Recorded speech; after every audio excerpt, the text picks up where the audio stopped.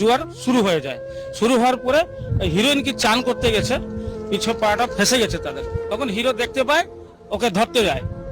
ধরতে যাওয়ার পরে দুজনেই ভেসে যায়। ওরা আগে শ্বেতাকে তোলে গাড়ি, মানে বোটের উপরে, তারপরে রাহুলদাকে তোলে।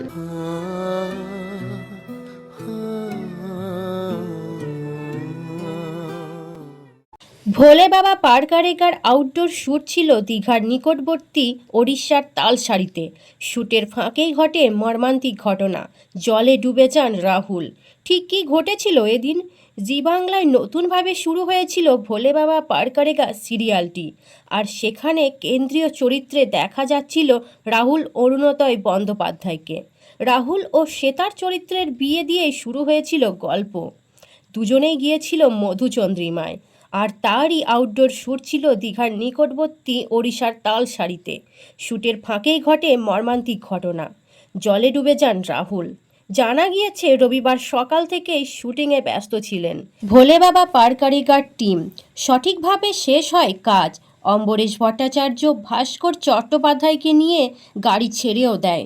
শুটিং ইউনিটের এক ব্যক্তি আনন্দবাজারকে জানান যে শুটিংয়ের পর একাই জলে নামেন রাহুল। পাড়ে দাঁড়িয়েছিলেন ধারাবাহিকের নায়িকা শ্বেতা, আর তিনিই হঠাৎ চিৎকার শুরু করেন, রাহুলদা ডুবে যাচ্ছে। এরপর সকলে মিলেই সাথে সাথেই নামে উদ্ধারে। এমনকি সমুদ্র থেকে যখন রাহুলকে উদ্ধার করা হয় তখন বেঁচেও ছিলেন তিনি। তালসারির সৈকত থেকে 10 থেকে 12 কিলোমিটার দূরে দীঘা মহকুমা হাসপাতালে নিয়ে যাওয়া হয় তাকে। প্রোডাকশন ম্যানেজার চন্দ্রশেখর চক্রবর্তীর কথা অনুসারে রাহুলকে তড়িঘড়ি গাড়িতে তুলে হাসপাতালে নিয়ে যাওয়া হয়। গাড়ির সামনে লাল কাপড় ধরে দ্রুত পৌঁছানোর চেষ্টাও করা হয়, তবে শহরে ঢোকার পর কিছুটা দেরি হয় জ্যামের কারণে। গাড়ির মধ্যেই রাহুলের শারীরিক অবস্থা দ্রুত খারাপ হতে থাকে। তিনি প্রচণ্ড শ্বাসকষ্টে ভুগছিলেন। সঙ্গে থাকা মানুষগুলো তার বুকে হাত বুলিয়ে তাকে সুস্থ রাখার চেষ্টা করেছিলেন, যাতে কোনোভাবে তাকে বাঁচানো যায়। চন্দ্রশেখরের অনুমান, হাসপাতালে পৌঁছানোর আগেই রাহুল হার্ট অ্যাটাক হয়। পুরোপুরি ঘটনাটি প্রায় 20 থেকে 25 মিনিটের মধ্যে ঘটে।